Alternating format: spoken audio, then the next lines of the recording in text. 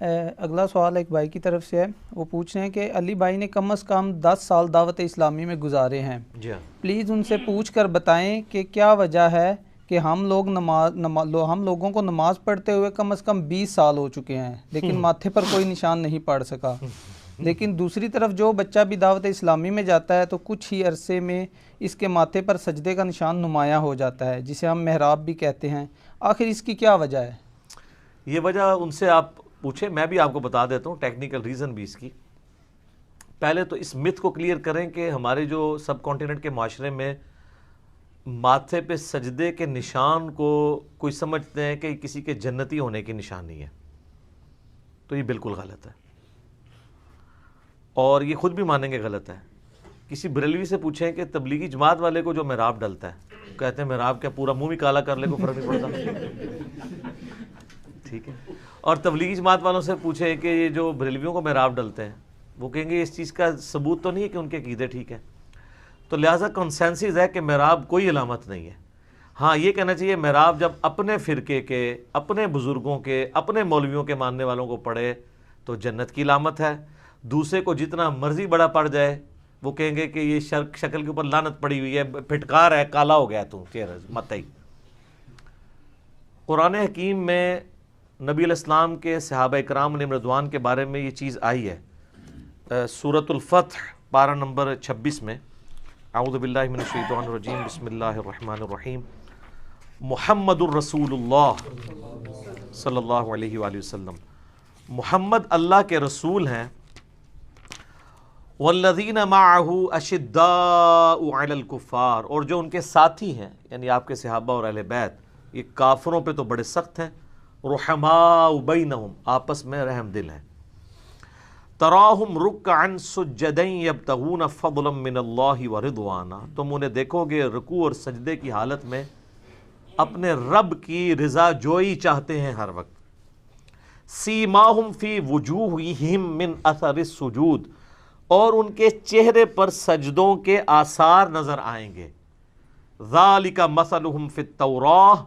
ومثلہم فی الانجیل، اور ان کی یہ صفت تورات اور انجیل کے اندر بھی اللہ نے بیان کی تھی نبی علیہ السلام کے جانثار صحابہ کی علیہم رضوان علیہم السلام اجمعین۔ تو اس سے اپلی لیتے ہیں کہ جی ماتھے پر آثار،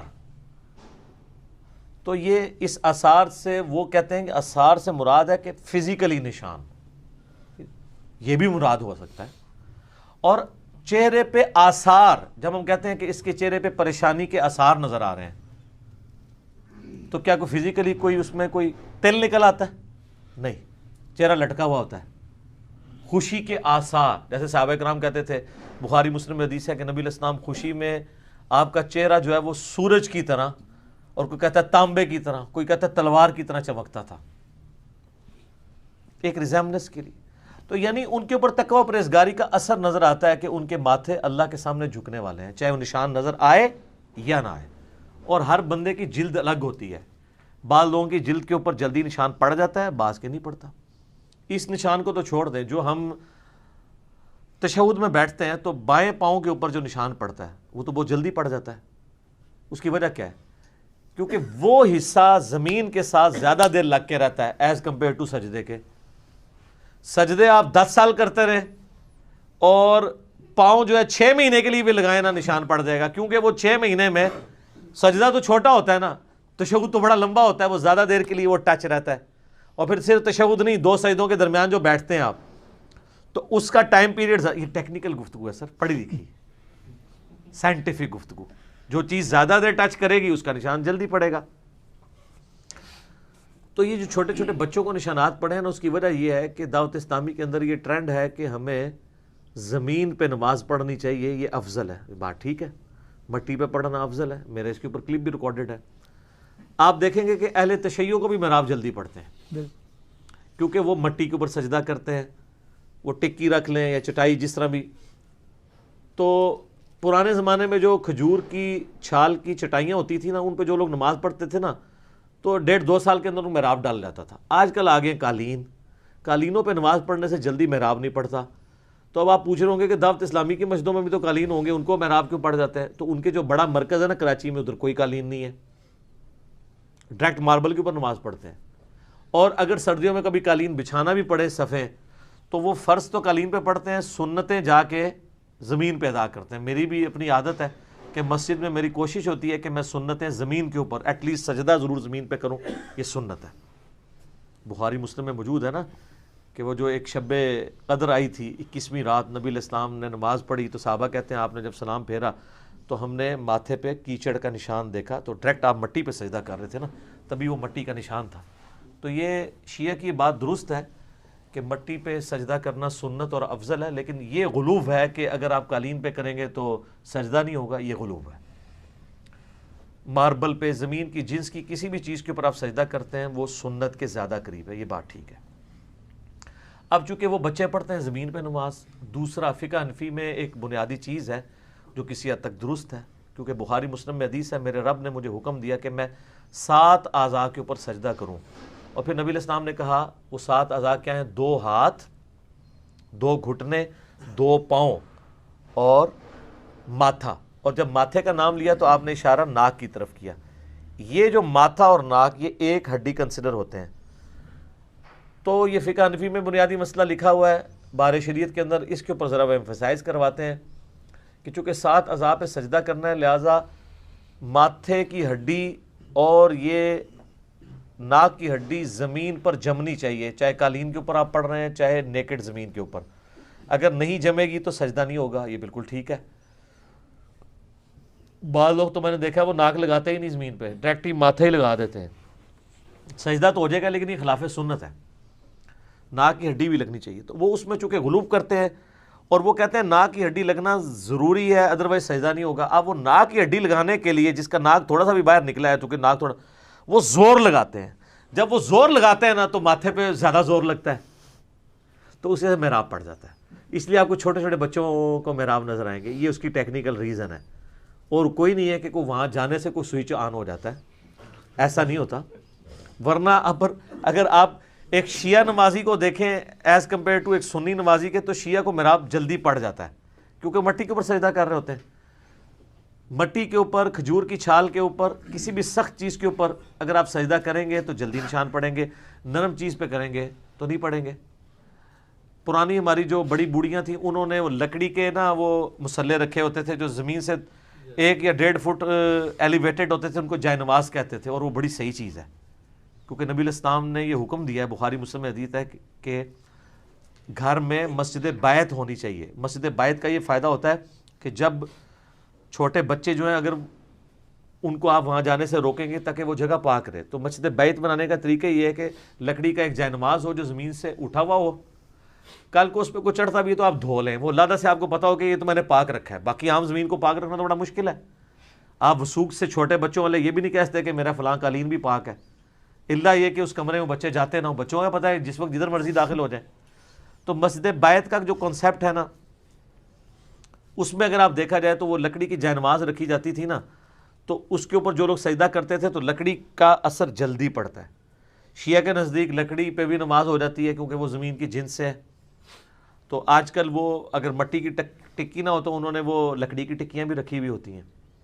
میں خود بھی پریفر کرتا ہوں کہ میں ٹکی تو استعمال کرنے کے حق میں نہیں ہوں، کیونکہ میں سمجھتا ہوں کہ یہ دین کے اندر غلوف ہے۔ اس کی بجائے اگر کسی کو زیادہ شوق ہے تو وہ ایٹ لیسٹ سجدہ گاہ والی جگہ پہ قالین کے اوپر ایک کھجور کی چھال کی چھوٹی چٹائی جو ہے وہ 4 انچ کی یا 5 انچ کی بنوا لے، ٹھیک ہے، یا ماربل کے اوپر ڈائریکٹ نماز پڑھ لے، جس طرح حرم کے اندر ہوتا ہے کہ آپ وہاں دیکھیں گے شیعہ کو کہ جیسے ہی اقامت ہوتی ہے نماز کی تو وہ ماربل والی جگہ پہ جا کے کھڑے ہو جاتے ہیں، کیونکہ ظاہر ہے وہ قالین تو اٹھوا نہیں سکتے، تو وہ پھر ویسے تو حرم مکہ کے اندر تو گرمیوں کے اندر قالین بھی نہیں ہوتے ہیں، ڈائریکٹ ماربل پہ ہی لوگ نماز پڑھتے ہیں، صرف جب ٹھنڈ ہوتی ہے اس وقت وہ قالین بچھاتے ہیں کیونکہ ظاہر زمین زیادہ ٹھنڈی ہوتی ہے، وہ ماربل بھی ٹھنڈا ہوتا ہے۔ تو ٹکی وغیرہ میں نے ادھر ان کو استعمال کرتے ہوئے نہیں دیکھی، شاید وہ شرطیں ان کو منع بھی کرتے ہوں اس لیے، تو اس کا انہوں نے سولوشن نکالا ہوا ہے۔ تو ماربل والی جگہ آپ کو بہت زیادہ مل جائے گی حرم کے اندر، حرم مکہ میں بھی، حرم مدینہ کے اندر بھی۔ تو یہ محراب پڑھنے کے پیچھے لاجک یہ ہوتی ہے۔ آپ بھی سر شوق ہے نا محراب ڈالنے کا، تو آپ بھی ذرا کھجور کی ایک چٹائی خرید لیں، ٹھیک ہے، اور آپ جو سنتیں ہیں نا وہ آپ گھر آ کے ادا کرنا شروع کریں۔ 1 سال بعد محراب نہ پڑھے آپ مجھے پکڑ لیجیے گا، سال سے پہلے ہی پڑھ جائے گا، لیکن اس محراب کی وجہ سے کوئی ایسا معاملہ نہیں ہونا کہ آپ کے کوئی جنت دوزخ کا فیصلہ ہونا ہے. یہ بات ٹھیک ہے کہ بخاری مسلم میں حدیث ہے, نبی علیہ السلام نے فرمایا کہ میں اپنے امتیوں کو قیامت والے دن پہچان لوں گا. تو صحابہ نے کہا یا رسول اللہ آپ کیسے پہچانیں گے؟ آپ نے فرمایا کہ اگر بہت زیادہ گھوڑے ہوں اور ان میں ایسے گھوڑے ہوں جو چتکبرے ہوں, جن کے کلرز وائٹ اور بلیک مکس ہوں, تو وہ ممتاز ہو کے نظر نہیں آ جائیں گے؟ تو صحابہ نے کہا نظر آئیں گے. تو فرمایا کہ میں اپنے امتیوں کو اعضائے وضو کے چمکنے کی وجہ سے پہچان لوں گا, یعنی جن کے اعضائے وضو چمک رہے ہوں گے وہ میرے امتی ہوں گے. شکر ہے آپ نے اعضائے وضو کہا ہے, اعضائے سجدہ نہیں کہا. تو یعنی وضو جو بندہ کر رہا ہے نا, قیامت والے دن اس کا ماتھا کا پورا چہرہ ہی چمک رہا ہوگا. تو مراب نہ بھی ڈلے, ٹینشن ہی نہیں لینی, وضو کرنے دی برکت نال بھی سب کچھ ہونا ہے. ٹھیک ہے, لیکن اعضائے وضو کا چمکنا بھی اس چیز کی گارنٹی نہیں ہے کہ آپ جنت میں جائیں گے. یہ صرف رسول اللہ کے امتی ہونے کی گارنٹی ہے, کیونکہ پولیس رات کے اوپر چھانٹی ہونی ہے. پولیس رات پہ اللہ تعالیٰ قرآن میں فرماتا ہے نا کہ سورہ الحدید کے اندر, سورہ التحریم کے اندر, کہ وہ منافقین مومنین سے کہیں کہ ہم دنیا میں تمہارے ساتھ ہوتے تھے, نمازیں پڑھتے تھے, سب کچھ تھے, یعنی اوپر پر سے مسلمان تھے. ایون قادیانی وہ بھی کہہ رہے ہوں گے ہم بھی نمازیں پڑھتے تھے, تو ہمیں اپنے نور میں سے دے دو کچھ.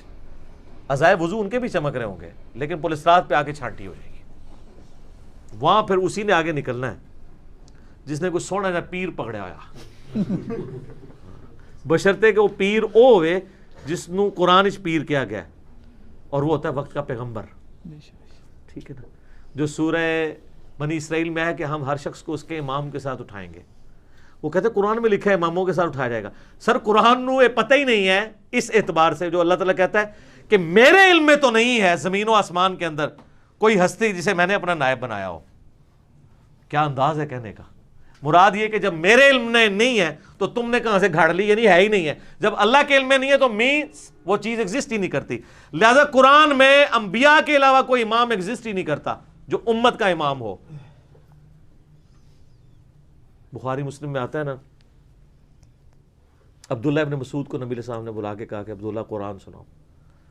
کہ یا رسول اللہ قرآن آپ پہ نازل ہوا ہے, میں آپ کو سناؤں؟ فرمایا مجھے دوسروں سے سن کے مزہ آتا ہے. تو انہوں نے سورہ نساء پڑھنی شروع کی.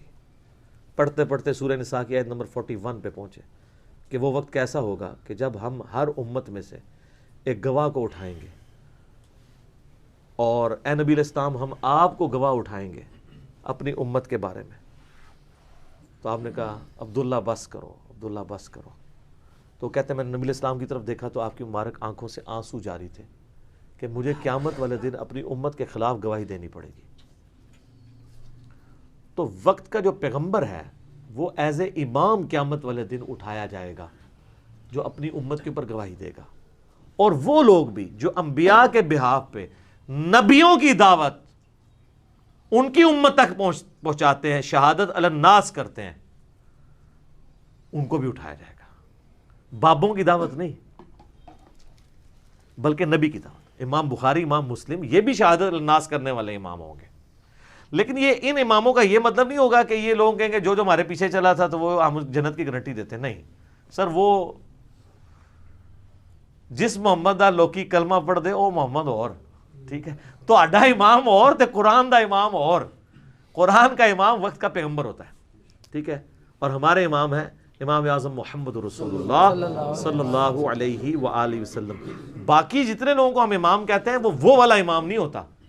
وہ امام ہوتا ہے لیڈر, کسی فیلڈ کا ایکسپرٹ.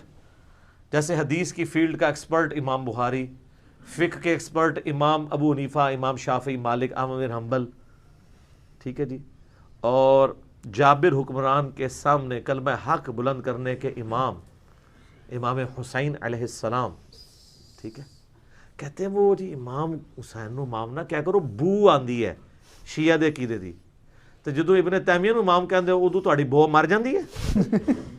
امام ابن تیمیہ کہندے نا کہ اتھے کے کہندے نے مولوی یا علامہ ابن تیمیہ, امام ابن تیمیہ کہندے وہاں نہیں بو آتی. کالا امام ابن تیمیہ. ہاں بار بار سانو اتھے آندی جی تھوڑی جی, ایتھے سانو نہیں آندی. سانو کلیئر ہے کہ ساڈا امام وہ ہے, کیونکہ وجہ یہ ہے کہ انشاءاللہ ہم نے جانا ہے جنت میں انشاءاللہ. اور جنت میں ہم نوجوانوں کے سردار یزید ابن معاویہ ہوگا یا حسین ابن علی، حسین ابن علی اور حسن ابن علی علیہم السلام. تو سر ہم تو ان کو اپنا امام مانتے ہیں، کیونکہ جنت میں تو ہمارا امام انہوں نے ہی ہونا ہے، تو ہم نے دنیا میں ان کو امام مان لیا. آپ بھی مرنے سے پہلے نا، مرنے سے پہلے ہے مسلمان کر لے اس پہ غور. کتابوں کا خدا اور ہے، بابوں کا خدا اور. کتابوں کا امام اور ہے، بابوں کا امام اور. ہر چیز میں آپ دیکھیں گے نا شاید کچھ اور ہی نکل آئے گی بچوں، ہر شاید تو غلط دسی ہے. ٹھیک ہے، یہ پوچھو انہوں نے، کہتے ہیں علماء سے پوچھ کے چلیں. میں بھی یہ کہتا ہوں کہ علماء کو پوچھو، پوچھ کے نہیں، پوچھو انہوں نے کہ سانو شاید دسی جے. نہ دعائے قنوت صحیح دسی تسی، نہ نماز دا طریقہ صحیح دسیا تسی، نہ قرآن دی توحید صحیح دسی. ٹھیک ہے جی، نہ ختم نبوت صحیح سمجھائی، سب کہانیاں کرائیاں. ٹھیک ہے، اسی تو وہ لوگ کہتے ہیں جناب وہ دیکھو پیو چنگا بھلا سی، ختم دعاندا سی، ہاں جی تے پتر گمراہ ہو گئے نے. پتر نہیں گمراہ ہوئے سر، اے وہی پتر نے جڑے نبی علیہ السلام نے مبارک زمانے چ وہ کہندے سن کہ جناب ابو حذیفہ وہ مسلمان ہو گیا ہے، پیو دا کافر ہی سی. سر تو ہم آپ کے آباء و اجداد کو کافر نہیں کرتے، لیکن ہم یہ ضرور کہتے ہیں کہ وہ اس دین پہ نہیں تھے جو دین اللہ نے کتابوں میں دیا. تو بس نارمل انداز میں جھوم کے بس کہتے ہیں کہ مرنے سے پہلے ہے مسلمان کر لے اس پہ غور. کتابوں کا خدا اور ہے، بابوں کا خدا اور جب تو غور کرے گا پھر کیا ہوگا؟ تے اندر سے آواز آئے گی، نہ میں وابی نہ میں بابی، میں ہوں مسلم علمی کتابی. ٹھیک ہو گیا جی، جزاک اللہ.